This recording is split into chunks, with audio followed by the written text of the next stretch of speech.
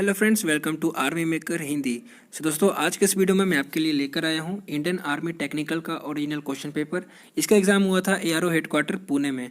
और दोस्तों, इस क्वेश्चन पेपर में पूछे गए और 50 क्वेश्चन हम लोग इस वीडियो में डिस्कस करने वाले हैं। तो फ्रेंड्स, वीडियो को लाइक करने के साथ साथ हमारे चैनल को सब्सक्राइब कर लेना। तो चलिए दोस्तों, आज के इस वीडियो को हम लोग शुरू करते हैं। तो आज का हमारा पहला क्वेश्चन जो आप लोगों से पूछा गया था वो जनरल नॉलेज का था। तो आज का हमारा सबसे पहला क्वेश्चन है, labour day is celebrated on which date. दोस्तों, मजदूर दिवस कब मनाया जाता है? तो अगर आप लोग इसका आंसर पता है तो आप लोग कमेंट करके बता सकते हैं। वैसे दोस्तों, इस क्वेश्चन का राइट आंसर हो जाएगा ऑप्शन ए। दोस्तों, जो लेबर डे है वो इंडिया में हर साल 1 मई को मनाया जाता है। अगला क्वेश्चन है question number 2, which of the following is the first surface to surface ballistic missile of India. दोस्तों, जो सतह से सतह पर मार करने वाली भारत की पहली बैलिस्टिक मिसाइल कौन सी है। तो इस क्वेश्चन का राइट आंसर हो जाएगा ऑप्शन बी, पृथ्वी। दोस्तों, आप लोग वीडियो के एंड में आप लोग कमेंट करके मुझे बताना कि आप लोगों ने 50 क्वेश्चन में आप लोगों ने कितना क्वेश्चन सही किया। और फ्रेंड्स, ये क्वेश्चन का जो पेपर है उतना भी ज़्यादा टफ नहीं है, easy to moderate question paper है। तो आप लोग, मैं एक्सपेक्ट करता हूँ कि आप लोग 40+ क्वेश्चन सही करोगे। तो आज का हमारा तीसरा नंबर क्वेश्चन है, how many players are there in kabaddi. दोस्तों, कबड्डी में कितने खिलाड़ी होते हैं? तो फ्रेंड्स, कबड्डी में टोटल 12 खिलाड़ी होते हैं, लेकिन जो मैदान पर खेलते हैं वो सिर्फ 7 कबड्डी खिलाड़ी खेलते हैं। बाकी जो 5 होते हैं वो बैठे रहते हैं। तो इसलिए इसका राइट आंसर हो जाएगा ऑप्शन बी, 7। इसको याद करने की ट्रिक है दोस्तों, कबड्डी में टोटल 7 अल्फ़ाबेट होते हैं। तो आप लोग ऐसे इसको याद कर सकते हो कि कबड्डी में टोटल 7 खिलाड़ी खेलते हैं। अगला क्वेश्चन है, who is the author of Abhigyan Shakuntalam. दोस्तों, अभिज्ञान शकुंतलम के लेखक कौन है? तो इस क्वेश्चन का राइट आंसर हो जाएगा option A, Kalidas. Next question है, which colour is not found in rainbow. दोस्तों, रेनबो में यानी कि इंद्रधनुष में कौन सा कलर नहीं पाया जाता है? तो फ्रेंड्स, इसकी ट्रिक है, इंद्रधनुष में टोटल 7 कलर होते हैं। कौन कौन से? तो इसकी ट्रिक है दोस्तों, बैजानी हपी नाला। यहाँ पे मैं लिख देता हूँ बैजानी हपी नाला। ठीक है, तो यहाँ पे मैंने लिख दिया। बै से हो जाएगा बैगनी, जा से हो जाएगा जामुनी, और नी से हो जाएगा नीला, हौ से हो जाएगा आपका हरा, और पी से हो जाएगा पीला, और ना से हो जाएगा नारंगी यानी कि ऑरेंज। और दोस्तों, यहाँ पे ला से हो जाएगा लाल। तो यहाँ पे कौन सा कलर नहीं है, मिसिंग है? तो फ्रेंड्स, यहाँ पे देखिए, जो काला कलर है, ये काला कलर इसमें इंद्रधनुष में नहीं होता है। तो इसलिए इसका राइट आंसर हो जाएगा ऑप्शन डी। और यहाँ से हमारा सेक्शन बी स्टार्ट होता है। इसमें दोस्तों टोटल आप लोगों से 5 क्वेश्चन रीजनिंग के पूछे जाते हैं। तो आज का हमारा पहला क्वेश्चन है, दिए गए विकल्पों में से श्रृंखला को पूर्ण कीजिए। तो यहाँ पे 9 दिया गया है, 9 से 16 हो गया, फिर उसके बाद 25 हुआ। तो चौथा जो यहाँ पे मिसिंग नंबर है वो हम लोग को ज्ञात करना है। तो फ्रेंड्स, देखिए सीरीज कैसा है। यहाँ पे पहले 3 का स्क्वायर हुआ 9, फिर उसके बाद में 4 का स्क्वायर हुआ 16, फिर उसके बाद में 5 का स्क्वायर हुआ 25। उसके बाद हम लोग को आगे में मिसिंग नंबर दिया हुआ है। तो जो मिसिंग नंबर है उसके जगह पे 6 का स्क्वायर आएगा। तो 6 का स्क्वायर कितना होता है? 36 होता है। इसका राइट आंसर हो जाएगा ऑप्शन बी। नेक्स्ट क्वेश्चन है क्वेश्चन नंबर 7। यहाँ पे दिया गया है कि दिए गए विकल्पों में से रिक्त स्थानों को भरें। यहाँ पे दोस्तों QPO के बाद में NML आया, उसके बाद में NML के बाद में KJL आया, और चौथा नंबर मिसिंग है। तो हम लोग यहाँ पे मिसिंग नंबर निकालना है। तो आप लोग देख सकते हो यहाँ पे Q से N कैसे हुआ, -3 हुआ। फिर उसके बाद में N से K कैसे हुआ, -3 हुआ। तो यहाँ पे अगला नंबर क्या आएगा? K से -3 करेंगे तो दोस्तों K आता है 11 नंबर में, और 11 में से 3 घटाएंगे तो 8 आएगा। 8 नंबर में क्या आता है? H आता है। ठीक है, तो हम लोग को पहला तो मिल गया कि पहला अक्षर होगा हम लोग का H। उसके बाद में देखते हैं क्या आएगा। यहाँ पे देखिए दोस्तों, P से M हो गया, फिर से -3 हुआ। M से J हुआ, -3 हुआ, क्योंकि दोस्तों M 13 में आता है, J 10 नंबर में आता है। और फिर हम लोग अगला जो मिसिंग नंबर है वहाँ पे क्या होगा? J से -3 होगा। तो फ्रेंड्स, J 10 नंबर में आता है, और 10 में से हम लोग 3 माइनस करेंगे तो कितना आएगा? 7 आएगा। और 7 नंबर में आता है आपका G। तो यहाँ पे H के बाद में आएगा G। तो हम लोग यहाँ पे ऑप्शन में देख लेते हैं H और G कहाँ पे है। तो फ्रेंड्स, ये तो होगा नहीं, ऑप्शन डी भी नहीं होगा, और ऑप्शन सी भी नहीं होगा। तो इसका राइट आंसर हो जाएगा ऑप्शन बी।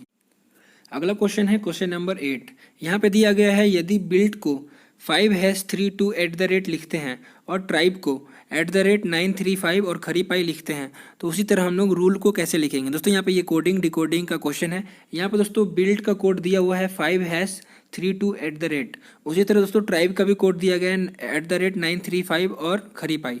तो हम लोग वैसे ही रूल को कैसे कोड करेंगे? तो हम लोग यहाँ पे क्या करेंगे, सबका यहाँ पे कोड लिख लेंगे। ठीक है, तो यहाँ पे दोस्तों बिल्ट का कोड दिया हुआ है। बिल्ट का कोड क्या है? 5, यानी कि बी का कोड है 5, और यू का कोड है हैश, और उसके बाद आई का कोड है 3, और फिर उसके बाद में आएगा एल का कोड है 2, और @ इसका कोड है टी का। ठीक है, उसी तरह दोस्तों यहाँ पे ट्राइब का भी कोड दिया हुआ है। ट्राइब का कोड यहाँ पे हम लिख लेते हैं TRIBE। ठीक है, तो यहाँ पे टी का कोड कितना दिया हुआ है? टी का कोड दोस्तों @। ठीक है, और आर का कोड है 9 और आई का कोड है दोस्तों 3 और बी का कोड है 5 और ई का कोड है खरी पाई। ठीक है, तो वैसे ही हम लोग को यहाँ पे फाइंड करना है रूल का। तो दोस्तों रूल का कोड हम लोग को यहाँ पे निकालना है, रूल का RULE आप लोग यहाँ पे लिख लेंगे। तो यहाँ पे आप देखेंगे हम लोग मिलाएंगे कि इसका कोड क्या आ रहा है। तो यहाँ पे दोस्तों आर का कोड आप लोग यहाँ पे देखेंगे, ट्राइब में आर का कोड कितना है 9 है, तो हम लोग यहाँ पे आर का कोड 9 लिख लिए। ठीक उसी तरह यू का कोड हम लोग को निकालना है। तो बिल्ड में आप लोग देखिए दोस्तों बी के बाद यू आ रहा है, तो यहाँ पे यू का कोड कितना आ जाएगा हैश, क्योंकि यू का कोड यहाँ पे हम लोगों ने हैश लिखा है, तो यहाँ पे यू के नीचे हम लोग हैश लिख लिए। फिर उसके बाद दोस्तों एल आ रहा है रूल में, तो एल का कोड हम लोग यहाँ पे बिल्ट में देखेंगे चौथे नंबर में एल आ रहा है। तो एल का कोड कितना है 2 है, तो यहाँ पे 9 हैश और उसके बाद 2 लिख लिए। अब उसके बाद दोस्तों यहाँ पे रूल का कोड हम लोग को एल ई का कोड निकालना है लास्ट वाला, क्योंकि हम लोग RUL का तो कोड निकाल लिए, लास्ट क्या बचा है ई, तो हम लोग को यहाँ पे ई का कोड देखना है ट्राइब में। तो यहाँ पे 5वें नंबर में ई आ रहा है और इसका कोड दोस्तों खरी पाई। तो ओवरऑल इसका आंसर क्या आया 9#2 खरी पाई। तो कहाँ पे है इसका दोस्तों आंसर 9#2 खरी पाई। तो इसका राइट आंसर हो जाएगा ऑप्शन डी। ऑप्शन डी में आप लोग यहाँ पे देखिए इसका राइट आंसर हो जाएगा ऑप्शन डी। अगला क्वेश्चन है क्वेश्चन नंबर 9 और इसमें दिया गया है एक तस्वीर की ओर इशारा करते हुए अतुल बोला, वह मेरे दादाजी के इकलौते बेटे की बेटी है। यानी कि दोस्तों तस्वीर में कोई व्यक्ति होगी जिसके तरफ इशारा करते हुए अतुल बोल रहा है कि वह मेरे दादाजी के इकलौते बेटे की बेटी है। तो अतुल उस तस्वीर वाली लड़की से कैसे संबंधित है।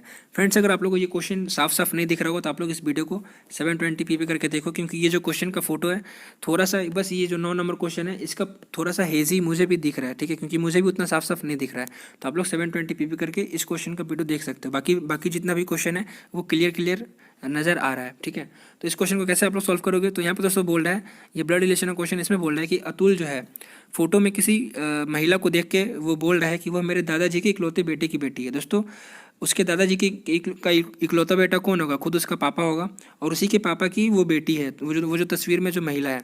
तो वही बोल रहा है कि अतुल उस तस्वीर वाली लड़की से कैसे संबंधित होगा। दोस्तों उसके पापा की बेटी है यानी कि उसकी बहन होगी, तो अतुल जो है उस महिला का भाई होगा। तो इसलिए इसका राइट आंसर हो जाएगा ऑप्शन डी। अगला क्वेश्चन है क्वेश्चन नंबर 10। इसमें बोल रहा है गीता 20 मीटर उत्तर की ओर चलती है। ये दोस्तों आप लोग का डायरेक्शन वाला क्वेश्चन है। तो हम लोग क्या करेंगे, गीता को 20 मीटर उत्तर में चलवा देंगे। तो ये होता है दोस्तों पूरब, ये होता है पश्चिम, ये होता है उत्तर, ये होता है दक्षिण। ठीक है, तो वहाँ पे गीता जो है 20 मीटर उत्तर में चली, तो यहाँ पे हम लोग 20 मीटर चलवा दिए उत्तर में। ठीक है, अभी उसका मुंह उत्तर की तरफ है।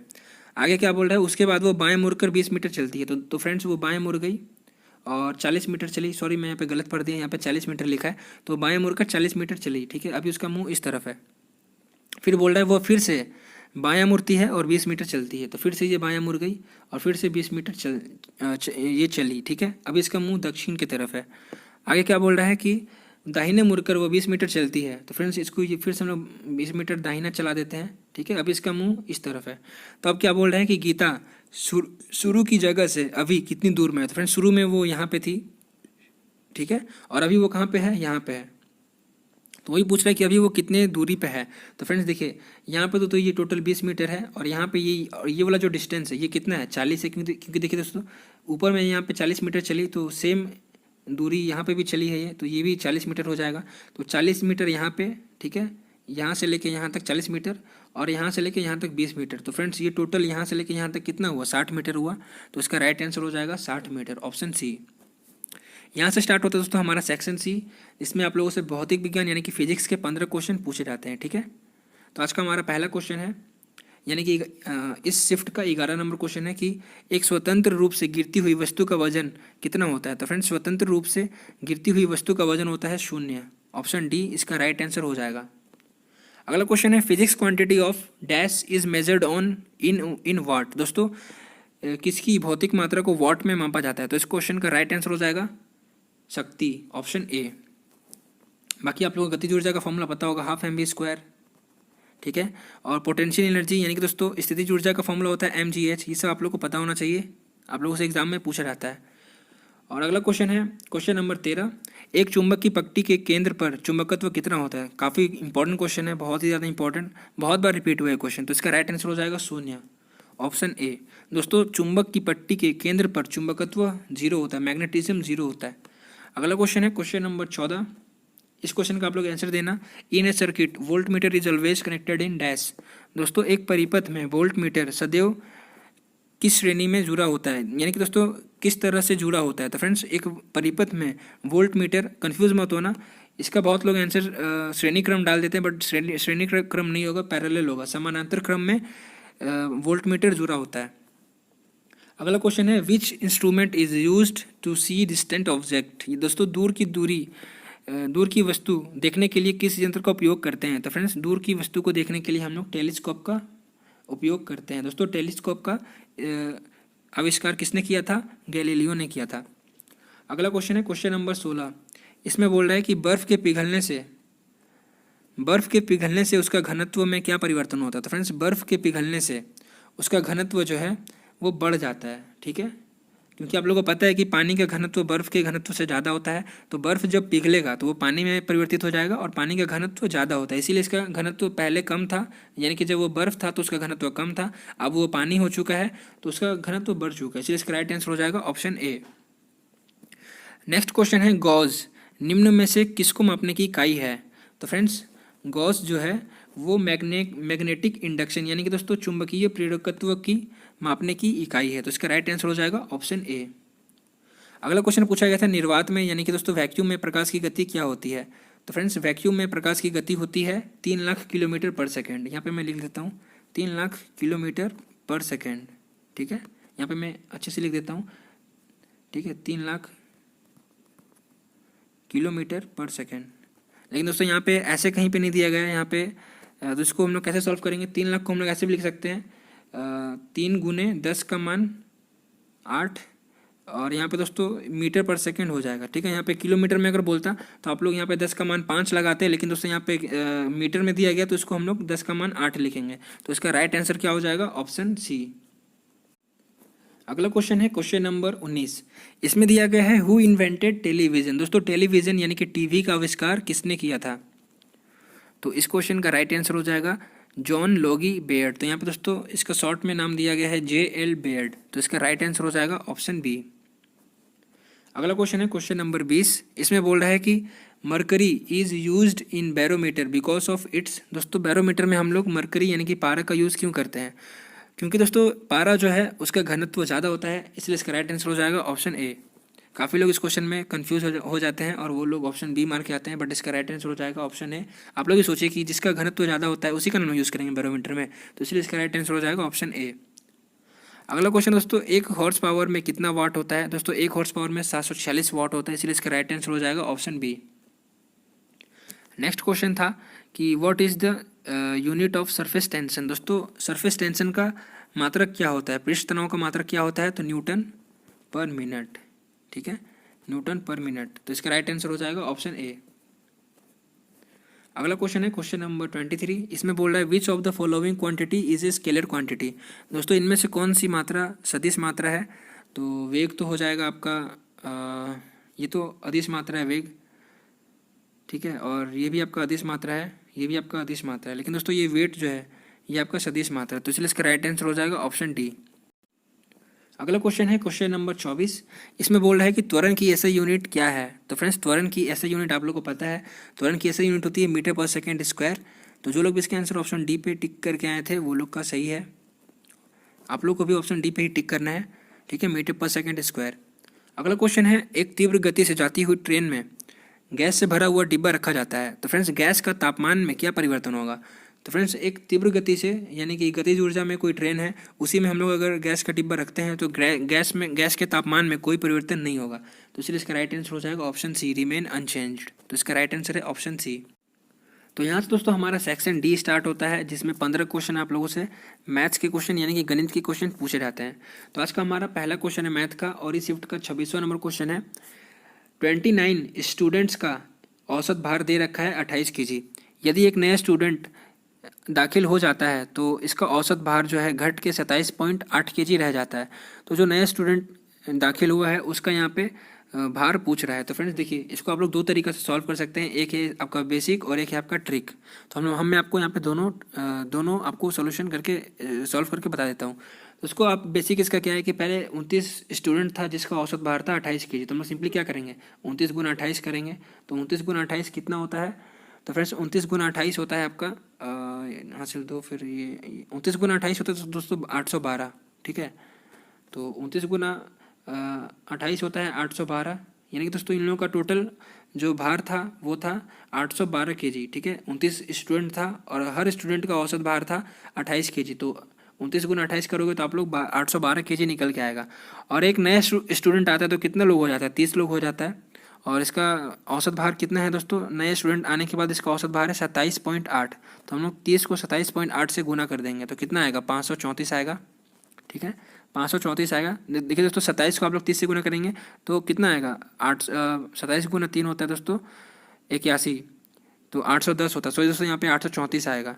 और 0.8 को 30 से गुना करेंगे तो 24 आएगा। तो 810 और 24 कितना होता है, 834 होता है। तो पहले दोस्तों इन लोगों का भार था कुल 812 केजी, और अब एक स्टूडेंट के आ जाने के बाद अभी इन लोगों का भार हो गया 834 केजी। तो 834 में से 812 घटाएंगे तो कितना आएगा, 22 आएगा। तो वो जो नया स्टूडेंट है उसका भार होगा 22 केजी। तो इसका राइट आंसर है ऑप्शन डी। इसको आप लोग ट्रिक से कैसे याद कर सकते हो, तो फ्रेंड्स देखो यहाँ पे पहले टोटल 29 स्टूडेंट था और उन लोगों का औसत भार था 28 केजी। एक नए स्टूडेंट आने के बाद उन लोगों का नया औसत भार कितना हो गया, 28 केजी से घट के हो गया 27.8। तो कितना घटा है, 0.2 केजी घटा है। और स्टूडेंट कितना हो गया दोस्तों, पहले 29 था अब एक बढ़ गया है, तो यहाँ पे टोटल 30 स्टूडेंट हो गया। तो हम लोग सिंपली क्या करेंगे, 30 स्टूडेंट को हम लोग गुना कर देंगे 0.2 केजी से। तो 0.2 गुना 30 करेंगे तो कितना केजी निकल के आएगा, 6 केजी निकल के आएगा। तो हम लोग ओवरऑल क्या करेंगे, पहले 28 केजी औसत भार था, 28 में से 6 घटा देंगे तो इसका राइट आंसर हो जाएगा ऑप्शन डी। ये जो हम लोगों ने इसको भी सॉल्व किया, ये था ट्रिक। और इससे पहले जो हम लोगों ने आपको बेसिक बतलाया था, आप लोग क्या करोगे, 29 गुना 28 करोगे और उसको हम लोग उसको हम लोग घटा देंगे 30 गुना 27.8 से, तो ये हो जाएगा बेसिक। अगला क्वेश्चन आप लोगों से पूछा गया था 729 किसका क्यूब रूट है। तो फ्रेंड्स हम लोग क्या करेंगे, सिंपली 729 का क्यूब कर देंगे। तो 729 किसका क्यूब है दोस्तों, 729 जो है ये 9 का घनमूल है। तो इसके लिए इसका राइट आंसर हो जाएगा ऑप्शन ए। अगला क्वेश्चन है क्वेश्चन नंबर 28। इसमें बोला यदि x का 3.44% 68 है तो फ्रेंड्स x का मान हम लोग को यहाँ पे ज्ञात करना है। तो हम लोग सिंपली क्या करेंगे, हम बेसिक से सॉल्व कर लेंगे। तो यहाँ पे क्या बोला, x का 3.4% बराबर है कितना, 68 के। ठीक है, तो यहाँ पे हम लोग क्या करेंगे, ये एक जीरो से यहाँ पे एक जीरो आ जाएगा नीचे, 100 के साथ में एक जीरो मल्टीप्लाई हो जाएगा और 34 से ये जाएगा दोस्तों 2 बार में। ठीक है, और 2 जो है 1000 से आके मल्टीप्लाई हो जाएगा। तो इसका राइट आंसर हो जाएगा ऑप्शन डी 2000। अगला क्वेश्चन है क्वेश्चन नंबर 29। और दोस्तों इस क्वेश्चन का उतना अच्छा पिक्चर क्वालिटी नहीं है, तो आप लोग इसको छोड़ के मत जाना। मैं आप लोग के लिए यहाँ पे इंग्लिश और हिंदी दोनों में पढ़ देता हूँ। तो दोस्तों इंग्लिश में यहाँ पे बोल रहा है find the simple interest on 450 rupees for 2.5 year at rate of 3% per annum. दोस्तों यहाँ पे रेट दिया गया है 3% का। ठीक है, ये है रेट। और दोस्तों टाइम दिया गया है 2.5 ईयर का। और दोस्तों प्रिंसिपल भी दे रखा है 450 रुपया। तो हम लोग को बोल रहा है कि सिंपल इंटरेस्ट निकालने के लिए, तो सिंपली सिंपल इंटरेस्ट बराबर क्या होता है, सिंपल इंटरेस्ट बराबर होता है दोस्तों principal into rate into time upon 100। तो हम लोग निकाल लेते हैं सिंपल इंटरेस्ट। सिंपल इंटरेस्ट बराबर क्या हो जाएगा, प्रिंसिपल कितना 450 रुपये है, गुना रेट कितने दोस्तों, रेट है आपका 3% का और टाइम है आपका 2.5 ईयर का अपॉन 100। ठीक है, तो यहाँ पे दोस्तों हम लोग इसको निकाल लेते हैं। 2.5 है यहाँ पे, तो ये एक पॉइंट को हटाने के लिए हम लोग यहाँ पे 100 से मल्टीप्लाई करेंगे जीरो का। ठीक है, और यहाँ पे एक जीरो से 450 का एक जीरो कट गया, बाकी यहाँ पे 25 से ये गया 4 बार में। तो ओवरऑल कितना है 45। सिंपल इंटरेस्ट बराबर है दोस्तों 45 गुना 3/4। ठीक है, तो यहाँ पे सिंपल इंटरेस्ट बराबर कितना आया, 45 गुना 3/4। तो फ्रेंड्स 45 गुना 3 कितना होता है, 45 गुना 3 होता है 135। और नीचे में है आपका 135, एक सेकेंड, 135/4। ठीक है, तो 135/4 कितना होता है, 3.75। तो इसका राइट आंसर हो जाएगा 3.75 ऑप्शन डी। अगला क्वेश्चन है क्वेश्चन नंबर 30। यहाँ पे बोल रहा है 1300 रुपये पर 2% वार्षिक साधारण ब्याज का रेट से 1 साल का राशि ज्ञात करें। Find out the amount of RS 13,000 for 1 year at 2% annual rate of simple interest. तो फ्रेंड्स 13,000 रुपये का कोई प्रिंसिपल है, 2% का यहाँ पे रेट दिया गया है और टाइम यहाँ पे 1 साल का दिया गया। तो फ्रेंड्स 2% है, तो हम लोग उसको कैसे निकालेंगे, 2% है 1 साल के लिए, तो टोटल यहाँ पे कितना हो जाएगा, 2% ही हो जाएगा। तो 1300 का 2% निकाल लेते हैं। तो फ्रेंड्स 1300 का 1% होता है 130 रुपया। 2% कितना हो जाएगा, 2 से गुना कर देंगे तो 260 निकल के आएगा। तो फ्रेंड्स इसका टोटल हम लोग को यहाँ पे ब्याज के साथ में निकालना है मूलधन।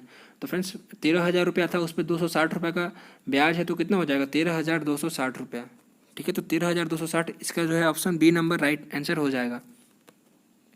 अगला क्वेश्चन आप लोगों से बोला गया था 84 और 105 का हम लोग को यहाँ पे महत्तम समापवर्धक ज्ञात करना था। तो फ्रेंड्स हम लोग यहाँ पे इसका फैक्टर निकाल लेते हैं एचसीएफ निकालने के लिए। तो 84 का फैक्टर है दोस्तों 21 गुना 4, ठीक है, और 105 जो है ये होता है 21 गुना 5।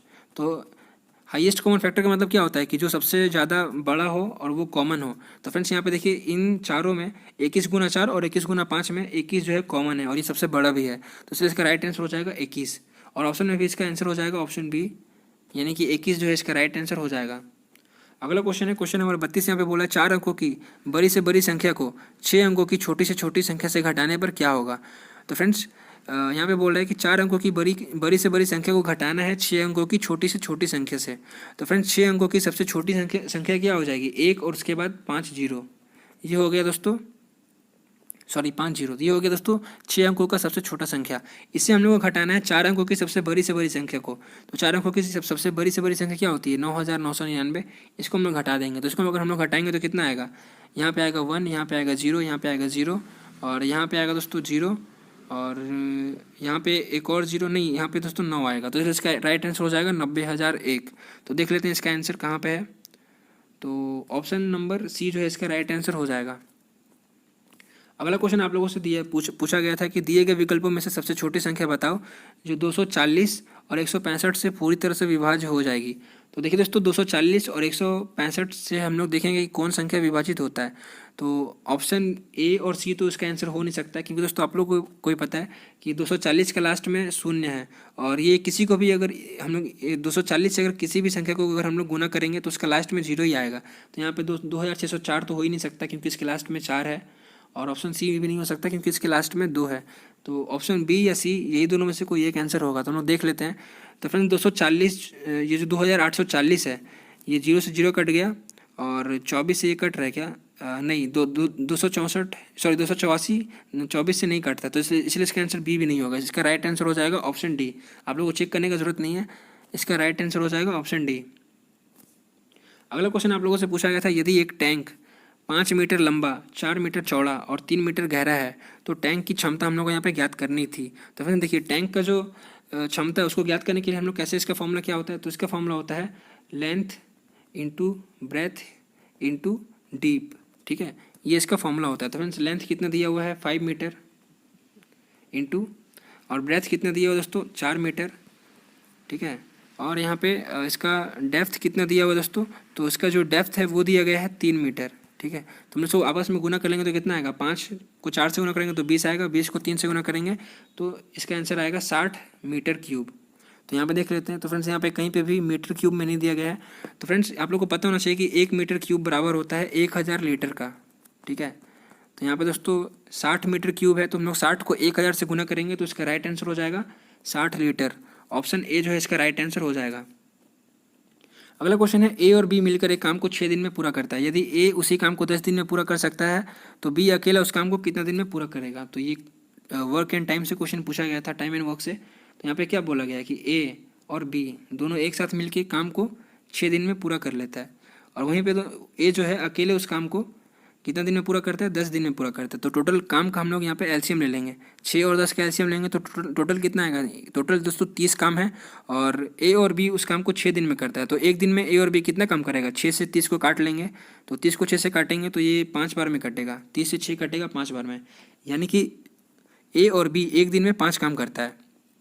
वहीं पे बोला दोस्तों ए जो है काम को 10 दिन में करता है। तो फ्रेंड्स एक दिन में ए कितना काम करेगा, 10 से हम लोग 30 को काट लेंगे तो ये 3 बार में कटेगा। तो आप लोग यहाँ पे देख सकते हो ए और बी मिलके एक दिन में 5 काम करता है और ए अकेला एक दिन में 3 काम करता है, यानी कि दोस्तों कहीं ना कहीं बी एक दिन में 2 काम करता होगा, तभी ना ये ए और बी मिलके 5 काम कर रहे हैं। क्योंकि दोस्तों ये जो 5 काम है इसमें से 3 काम तो एक है, तो बी का काम कितना होगा, 2 होगा, यानी कि बी एक दिन में 2 काम करता है। तो वही बोल रहा है कि बी अकेला उस काम को कितने दिन में कर लेगा। तो फ्रेंड्स टोटल काम है 30 काम और बी एक दिन में 2 काम करता है, तो 30/2 कर लेंगे तो कितना आएगा, 15 आएगा। तो इसका राइट आंसर हो जाएगा 15, ऑप्शन डी। अगला क्वेश्चन आप लोगों से पूछा गया था कि यदि एक वर्ग की भुजा की लंबाई 6 मीटर दिया गया है तो उसका क्षेत्रफल क्या होगा। तो फ्रेंड्स आप लोग को वर्ग का क्षेत्रफल पता है, वर्ग का क्षेत्रफल क्या होता है, भुजा स्क्वायर होता है, ठीक है, भुजा स्क्वायर होता है। तो यहाँ पे भुजा दिया गया है, एक भुजा 6 मीटर है, तो 6 का स्क्वायर कर लेंगे, इसका क्षेत्रफल आ जाएगा, तो इसका आंसर हो जाएगा दोस्तों 36 मीटर स्क्वायर। तो इसका राइट आंसर है ऑप्शन बी 36 मीटर स्क्वायर। अगला क्वेश्चन आप लोगों से पूछा गया था 300 रुपये पर 5% का प्रतिवर्ष का रेट से 2 साल का चक्रवृद्धि ब्याज कितना होगा। तो आप लोगों को चक्रवृद्धि ब्याज निकालना है, ठीक है। यहाँ पे टाइम दिया गया है 2 साल और रेट दिया गया है 5% का। तो यहाँ पे दोस्तों 300 का 5% एक साल में कितना होगा, तो दोस्तों 300 का 10% होता है 30, तो इसका 5% होगा 15, ठीक है। तो ये पहला साल का इंटरेस्ट निकल के आया 15 रुपया, दूसरा साल का भी इसका इंटरेस्ट निकल के आएगा 15 रुपया, तो ये सिंपल इंटरेस्ट हो गया 15 और 15 30 रुपया। लेकिन दोस्तों यहाँ पे कंपाउंड बोला है, तो पहला साल का जो 15 रुपया था इसके ऊपर भी 5% का यहाँ पे ब्याज लगेगा, ठीक है। तो यहाँ पे हम लोग क्या करेंगे, 15 का 5% निकालेंगे, तो 15 का 5% कितना होता है, 15 का 5% होता है 10% होता है 1.5, तो 5% होगा दोस्तों 0.75, ठीक है। तो ये ओवरऑल इसका आंसर निकल के आएगा। अगर सिंपल इंटरेस्ट बोलता तो 15 और 15 30 हो जाता है, लेकिन दोस्तों यहाँ पे कंपाउंड इंटरेस्ट बोला है, यानी कि पहले ब्याज के ऊपर भी ब्याज लगेगा। तो यहाँ पे टोटल हम लोग इसको प्लस कर देंगे, 15 प्लस 0.75, तो इसका आंसर आ जाएगा 30.75। इसका राइट आंसर हो जाएगा दोस्तों 300 रुपया प्लस 30.75 कितना होता है 330.75। इसका राइट आंसर है ऑप्शन ए। अगला क्वेश्चन आप लोगों से पूछा गया था, यदि 3x + y बराबर 81 है और 81x - y + 3 है, तो हम लोग को यहाँ पे x का मान ज्ञात करना था। तो हम लोग इसको सॉल्व कर लेते हैं। क्या बोल रहा है कि 3x + y बराबर 81 दे रखा है, और वहीं पे बोल रहा है कि 81x - y बराबर 3 दे रखा है। तो हम लोग यहाँ पे x का मान निकालना, तो हम लोग इसको सबको प्लस कर देंगे इक्वेशन को, ठीक है। तो ये प्लस का y और माइनस का y कट जाएगा, और यहाँ पे 81x + 3x हो जाएगा 84x बराबर 81 + 3 हो गया 84। तो फ्रेंड्स आप लोग देख सकते हैं 84x बराबर आया आपका 84, ठीक है। यहाँ पे कितना निकल के आया 84x बराबर निकल के आया 84, तो x बराबर निकल के आएगा 84/84, तो 84 से ये कट जाएगा 84 एक बार में, तो इसलिए इसका राइट आंसर हो जाएगा x बराबर निकल के आया 1। इसका राइट आंसर है ऑप्शन सी। अगला क्वेश्चन है क्वेश्चन नंबर 39। इसमें बोल रहा है कि एक शहर की आबादी 2000 है, यदि उसमें से 40% मर्द है और 45% महिलाएं हैं, तो शहर में बच्चों की संख्या ज्ञात करनी है। तो फ्रेंड्स कुल आबादी है 2000, जिसमें से 40% मर्द है और 35% महिलाएं हैं। तो ये लोग टोटल कितने हो गए, 40 और 35 हो गया 75%। तो फ्रेंड्स कुल आबादी में से 75% तो ये लोग हो गए, महिला और मर्द। तो फ्रेंड्स बच्चों की संख्या जोड़ 25% होगी, तो हम लोग क्या करेंगे 2000 का 25% निकाल लेंगे, जो कि होता है 500। इसका राइट आंसर है ऑप्शन ए। अगला क्वेश्चन है क्वेश्चन नंबर 40। ये भी दोस्तों आप लोग को क्वेश्चन ब्लर दिख रहा होगा, उतना अच्छा से नहीं दिख रहा होगा, तो आप लोग दो काम कर सकते हो, या तो इसका क्वालिटी को 720p पे देखो, या तो मैं आप लोग के लिए क्वेश्चन पढ़ देता हूँ, ठीक है। जो भी क्वेश्चन उतना क्लियर नहीं है उसको मैं हिंदी और इंग्लिश दोनों में पढ़ देता हूँ। तो यहाँ दोस्तों इंग्लिश में बोल रहा है इस क्वेश्चन को कि Gupta sold few biscuit packets for Rs 750 rupees 7.50 rupees. If the cost of each packet is Rs 1.50 rupees, then how many packets did he sell. तो फ्रेंड्स यहाँ पे इस क्वेश्चन को हिंदी में आप लोग को पढ़ के बता देता हूँ। इस क्वेश्चन को बोल रहा है कि गुप्ता ने कुछ बिस्कुट का पैकेट 7.5 रुपये में बेचा। अगर एक बिस्कुट के पैकेट का दाम है 1.5 रुपया, तो उसने कितने पैकेट को बेचा। तो फ्रेंड्स उसने टोटल 7.5 रुपये में बिस्कुट का पैकेट बेचा, और एक पैकेट का दाम है दोस्तों 1.5 रुपया। तो दोस्तों टोटल उसने कितना बेचा, 7.5 बटा 1.5 रुपया कर दो, तो पॉइंट से पॉइंट कट गया, 15 को 75 5 बार में काटता है, तो इसका राइट आंसर हो जाएगा उसने टोटल 5 पैकेट बेचा होगा, ठीक है। एक पैकेट का दाम था 1.5 रुपया, और टोटल उसने 5 पैकेट बेचा, तो टोटल कितने रुपये में बेचा, 1.5 गुना 5 7.5 आ रहा है, तो इसलिए इसका राइट आंसर हो जाएगा 5 पैकेट, ऑप्शन ए। यहाँ से स्टार्ट होता है सेक्शन ई। इसमें आप लोगों से 10 क्वेश्चन रसायन विज्ञान यानी कि दोस्तों केमिस्ट्री के क्वेश्चन पूछे जाते हैं। आप लोग देख सकते हो बायोलॉजी का क्वेश्चन नहीं पूछा जाता है आप लोग के टेक्निकल के एग्जाम में। तो आज का हमारा पहला क्वेश्चन है केमिस्ट्री का, और इस शिफ्ट का 41 नंबर क्वेश्चन कि हाइड्रोजन गैस का कलर कौन सा होता है। तो फ्रेंड्स हाइड्रोजन गैस रंगहीन होता है, कलरलेस होता है, इसलिए इसका राइट आंसर है option A, sorry option C, ठीक है, मैंने गलत बोल दिया। इसका राइट आंसर है ऑप्शन सी, रंगहीन, कलरलेस। अगला क्वेश्चन था क्वेश्चन नंबर 42। यहाँ पे बोल रहे हैं कि फैराडे का विद्युत अपघटन का सिद्धांत किससे संबंधित है। तो फ्रेंड्स इस क्वेश्चन का राइट आंसर हो जाएगा फैराडे का जो विद्युत अपघटन का सिद्धांत है वो ऑप्शन डी हो जाएगा। इसका राइट आंसर विद्युत अपघटय का तुल्य भार से संबंधित है। फ्रेंड्स आप लोग वीडियो के एंड में कमेंट करके जरूर बताइएगा प्लीज़ कि आप लोगों ने कितना स्कोर किया 50 में, ठीक है। ये क्वेश्चन पेपर उतना भी ईजी नहीं है, थोड़ा सा टफ में ही आता है, लेकिन फिर भी मैं आप लोगों से एक्सपेक्ट करता हूँ कि आप लोग 40+ क्वेश्चन सही करोगे अगर आप लोग को सीट लेनी है 100% कन्फर्म। तो अगला क्वेश्चन है, निम्न में से कौन सा पदार्थ सबसे कठोर है? तो फ्रेंड्स कठोर में अगर बात आए तो सबसे कठोर पदार्थ हो जाएगा हीरा। अगला क्वेश्चन है क्वेश्चन नंबर 44, वातावरण में ऑक्सीजन की मात्रा कितनी है? तो फ्रेंड्स वातावरण में ऑक्सीजन की मात्रा होती है 21%, नाइट्रोजन की मात्रा होती है 78% और कार्बन डाइऑक्साइड की परसेंटेज होती है 0.03%। अगला क्वेश्चन है क्वेश्चन नंबर 45, इसमें बोल रहा है कि किस धातु को हमेशा मिट्टी के तेल में रखा जाता है, यानी कि किरोसिन तेल में रखा जाता है? तो फ्रेंड्स सोडियम धातु जो है इसको हमेशा किरोसिन तेल में डुबा के रखा जाता है। क्यों? क्योंकि दोस्तों ये बहुत ही ज़्यादा रिएक्टिव होता है और ये पानी के साथ में रिएक्ट करके इसमें आग पकड़ लेता है, इसीलिए हम लोग इसको किरोसिन के तेल में डुबो के रखते हैं। अगला क्वेश्चन है क्वेश्चन नंबर 46, इसमें बोल रहा है कि निम्न में से कौन सी गैस वायुमंडल में सर्वाधिक मात्रा में पाया जाता है? तो फ्रेंड्स नाइट्रोजन गैस, मैंने आप लोगों को ऊपर में बताया, नाइट्रोजन गैस जो है 78% होती है वायुमंडल में और ये सबसे अधिक होती है, इसलिए वायुमंडल में सबसे ज़्यादा मात्रा में नाइट्रोजन गैस पाया जाता है। आप लोग मुझे कमेंट करके बताओ कि हमारे पृथ्वी में सबसे ज़्यादा मात्रा में कौन सा धातु पाया जाता है। ठीक है, आप लोग ये मुझे कमेंट करके बताओ ताकि मुझे पता चले कि कौन कौन लोग इस वीडियो को एंड तक देख रहे हैं। अगला क्वेश्चन है क्वेश्चन नंबर 47, इसमें पूछ रहा है कि वह पदार्थ जो किसी रासायनिक क्रिया की गति को बढ़ाता है, यानी दोस्तों रासायनिक क्रिया को बढ़ाता है, तो उसे हम लोग क्या कहते हैं? उसे हम लोग उत्प्रेरक यानी कि कैटलिस्ट कहते हैं। ठीक है, रट लो, बहुत ही इंपॉर्टेंट क्वेश्चन है, आपके एग्जाम में जरूर आएगा।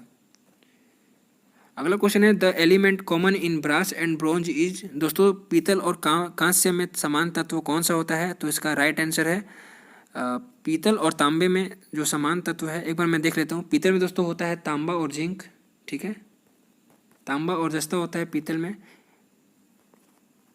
ठीक है, और दोस्तों कांस्य जो है इसमें होता है टीन और तांबा।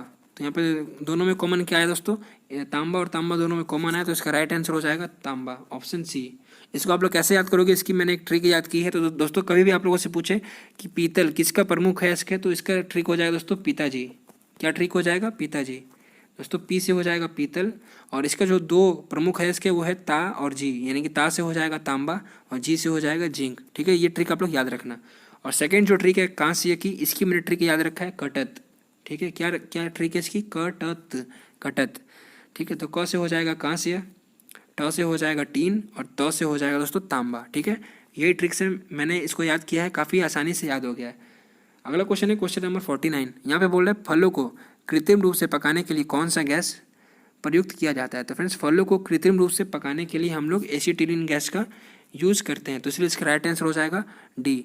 और दोस्तों एक और गैस होता है जो फलों को हम लोग प्राकृतिक रूप से पकाने के लिए यूज़ करते हैं, तो आप लोग मुझे कमेंट करके बताओ या फिर मैं आप लोग को इस वीडियो के कमेंट में बता दूंगा। लेकिन पहले आप लोग को अगर इसका आंसर पता है तो आप लोग कमेंट करके बताओ कि कृत्रिम रूप से तो फल को हम लोग पकाते हैं एसिटिलीन गैस से, लेकिन दोस्तों प्राकृतिक रूप से कौन से गैस का हम लोग यूज़ करते हैं फलों को पकाने के लिए।